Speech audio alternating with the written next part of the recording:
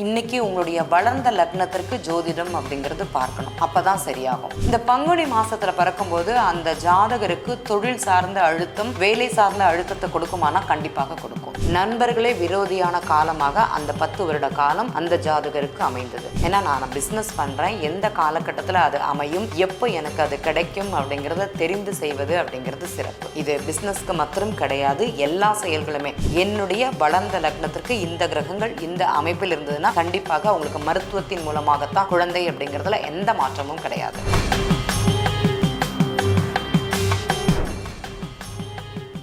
வணக்கம்.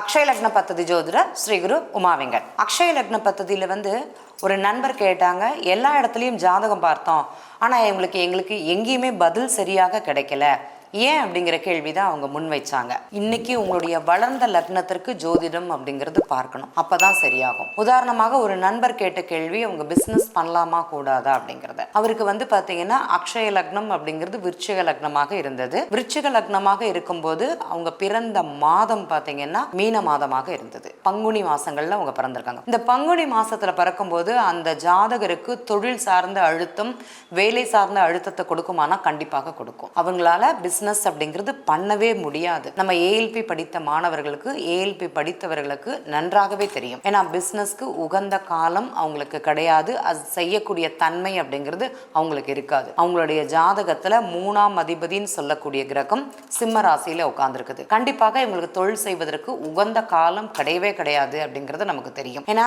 ஏஎல்பி மெத்தட்ல 3-10 சம்பந்தப்பட்டதுன்னா தொழில் கூடாது அப்படிங்கிறத ரொம்ப சூக்ஷ்மமான ஒரு பதிலை நம்ம வெளிப்படையாகவே நம்ம பொதுவுடைமூர்த்தி சார் எல்லாருக்குமே சொல்லியிருக்கிறாரு. அதே மாதிரி 5ஆம் அதிபதி 10ஆம் அதிபதினு சொல்லக்கூடிய கிரகம் அவங்களுக்கு யாரு அப்படின்னா சூரிய பகவான். அவர் எங்க உட்கார்ந்துருக்கிறாருன்னா 5ஆம் இடத்துல. அப்ப தொழில் செய்ய முடியுமானா கண்டிப்பாக அவங்களால செய்ய முடியாது. இந்த 2 குறைகள் இருக்கும்போது ஒரு ஜாதகர் எப்படி தொழில் செய்வாரு அப்படிங்கிற கேள்விதான் முன்வைக்கணும். ஏன்னா அவரு அந்த கோடிக்கணக்கில் பணத்தை போட்டு பணத்தை இழந்ததாக அவருக்கு தெரிகிறது. நிறைய இழப்பு அப்படிங்கிறது இருக்குது. ஏன்னா அந்த கம்யூனிகேஷன் சம்பந்தப்பட்ட பிரச்சனை அப்படிங்கிறது அதிகமாக இருக்குது. வீட்டில் உட்காந்தே தொழில் பண்ணலான்னு சொல்லிட்டு அவங்க வேலை பார்த்ததுனால பிரச்சனைகளை கொடுத்ததானா அதிகமான பிரச்சனைகள் அப்படிங்கிறது அவங்களுக்கு கொடுத்தது. நண்பர்களே விரோதியான காலமாக அந்த 10 வருட காலம் அந்த ஜாதகருக்கு அமைந்தது. சரி, அதுக்கப்புறம் அவங்களுக்கு லக்னம் அப்படிங்கிறது தனுசு லக்னமாக மாற்றமடையுது. அந்த தனுசு லக்னத்துக்கு அவங்களால தொழில் செய்ய முடியுமானா அக்ஷய லக்ன பத்ததி படித்த நண்பர்களுக்கு தெரியும். தனுர் லக்னம், மீன லக்னம், மிதுன லக்னம், இந்த லக்னங்கள் போகும்போது தொழில் செய்யக்கூடாது. கன்னியா லக்னம் போகும்போது தொழில் செய்யக்கூடாது அப்படிங்கிறது இருக்குது. பிஸ்னஸ் பண்ணாங்கன்னா அதற்குண்டான மனப்பக்குவம் அவங்களுக்கு கிடையாது. அப்போ அந்த 20 வருட வாழ்க்கை அப்படிங்கிறது அவங்கள பணத்தை போட்டு அதை இழந்த காலமாக அவங்களுக்கு இருந்தது.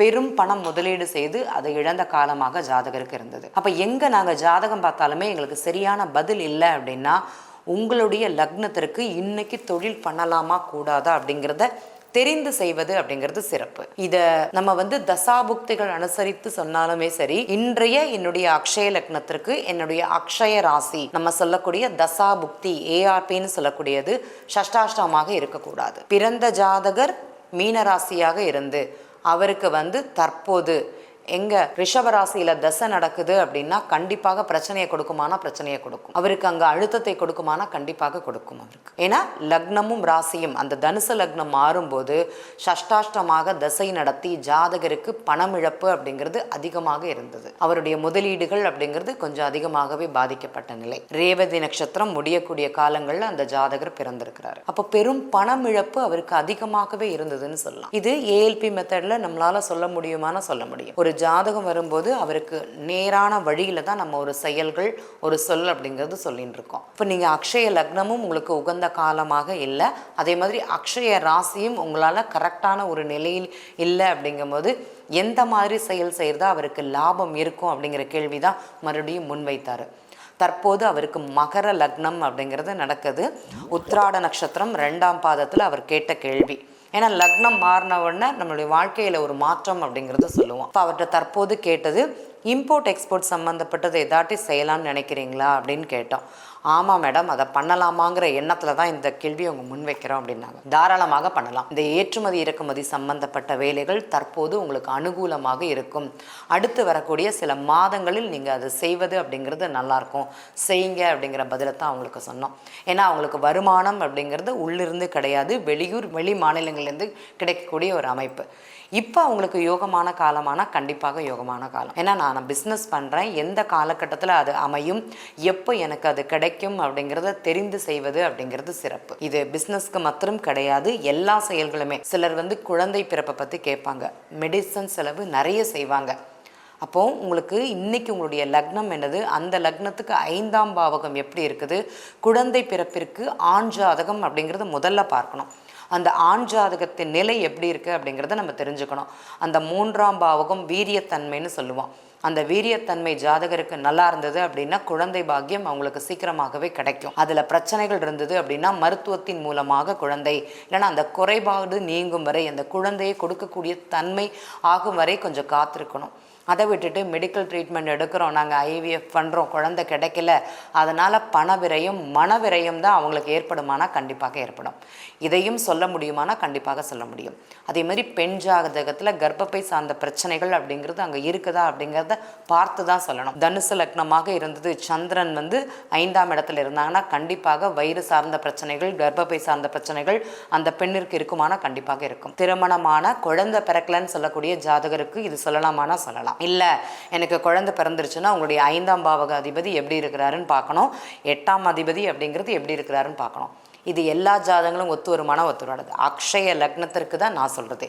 என்னுடைய வளர்ந்த லக்னத்திற்கு இந்த கிரகங்கள் இந்த அமைப்பில் இருந்ததுன்னா கண்டிப்பாக அவங்களுக்கு மருத்துவத்தின் மூலமாகத்தான் குழந்தை அப்படிங்கிறதுல எந்த மாற்றமும் கிடையாது. ஒரு நிகழ்வுகளும் எப்போ நடக்கும், அது நிகழ்காலமா கடந்த காலமா எதிர்காலமா, என்ன நிகழ்காலம், இந்த நட்சத்திர புள்ளிகள் போகும்போது ஒரு காலகட்டத்தை அங்கே குறிக்காட்டும். ஒரு வருஷம் 1 மாதம் 10 நாள் அப்படிங்கிறத ஒரு நட்சத்திர புள்ளிகள் அது நிகழ்காலமாகவும் கடந்த காலமாகவும் எதிர்காலத்தில் நடக்கக்கூடிய செயல்கள். கடந்த காலம்னா இதற்கு முன்னாடி நான் என்ன செஞ்சனோ அதைத்தான் நான் இப்போ பலனை அனுபவிக்க போகிறேன். அந்த செயல்கள் அவங்களுக்கு நல்லா இருக்குமானா கண்டிப்பாக நல்லாயிருக்கும். அப்போ எதிர்காலத்தில் ஒரு செயல் நடக்குதுன்னா இப்போமே அதற்குண்டான திட்டமிடுதல் மட்டும்தான் நம்ம வச்சுக்கணும். இப்போ உதாரணமான 6 மாதத்துக்கு அப்புறம் கல்யாணம் ஃபிக்ஸ் ஆகிடுச்சுன்னா மண்டபம் பார்க்குறது, ட்ரெஸ் எடுக்கிறது, யாரெல்லாம் கூப்பிடணும் அப்படிங்கிற பிளானிங் மட்டும்தான். அப்போ அது நிகழக்கூடியது எப்போ அப்படின்னா அடுத்த வருஷத்தில் தான், அந்த 6 மாதம் கழிந்து தான். அப்போ அதற்காக நம்ம வெயிட் பண்ணணுமானா பண்ணணும். அதை விட்டுட்டு கல்யாணம் நடக்கலை இல்லைனா சரியாகலைன்னு மனக்கவலையும் அந்த பண விரயமும் ஏற்படுமானா ஒரு ஜாதகருக்கு கண்டிப்பாக ஏற்படும். அதை தவிர்க்கிறது அப்படிங்கிறது அக்ஷய லக்ன பദ്ധதியில் ரொம்ப எளிமை. நிறைய பெற்றோர்கள் பார்க்க வரும்போது இதை தான் சொல்கிறோம், கொஞ்சம் வெயிட் பண்ணுங்கள், உரிய காலம் வரும்போது நடக்கும். இத்தனை நாட்கள், இத்தனை மாதங்கள், இத்தனை வருடங்கள், அதாவது 1 வருஷம் கழிஞ்சு தான் நடக்கும் அப்படிங்கிறத எழுதி அவங்க கையில் கொடுக்குறோம். இதற்கப்புறம் பார்ப்பது சிறப்பு, சுப நிகழ்வாக சீக்கிரமாகவே நடக்கும் அப்படிங்கிறத அந்த ஜாதகருக்கு தெரிவிப்படுத்துகிறோம். நான் ஜாதகம் பார்த்து சரியாகலைன்னா பார்க்கக்கூடிய முறை அப்படிங்கிறத கொஞ்சம் மாற்றுங்க அப்படிங்கிறத மட்டும்தான் இந்த இடத்துல நான் பதிவு பண்ணிக்கிறேன். நன்றி.